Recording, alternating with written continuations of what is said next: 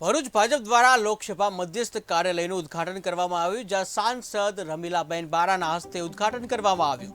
ગુજરાતની તમામ 26 બેઠકો ભાજપ જીતશે તેવું મુકેશ પટેલે જણાવ્યું। લોકસભાની ચૂંટણીને લઈને ભાજપ એક્શન મોડમાં જોવા મળી, જ્યાં સાંસદ રમીલાબેન બારા, મંત્રી મુકેશ પટેલ રહ્યા ઉપસ્થિત। 5 લાખ મતની જંગી લીડથી જીતવાનો પાટીલનો સંકલ્પ। ગુજરાતની અંદર રાષ્ટ્રીય અધ્યક્ષ શ્રી જેપી નડ્ડા સાહેબ, ગુજરાત પ્રદેશ અધ્યક્ષ શ્રી સી આર પાટીલ સાહેબ, ગુજરાતના મુખ્યમંત્રી શ્રી ભૂપેન્દ્રભાઈ પટેલ સાહેબના હસ્તે આજે ગાંધીનગર ખાતેથી કાર્યાલયનું ઓપનિંગ કરવામાં આવ્યું છે। 26 લોકસભાની અંદર મધ્યસ્થ કાર્યાલય આજે શરૂ થઈ જશે। સમગ્ર ગુજરાતની અંદર આ કાર્યાલય ધમધમતો થઈ જશે ત્યારે લોકો સતત એમના સંપર્કમાં રહેશે।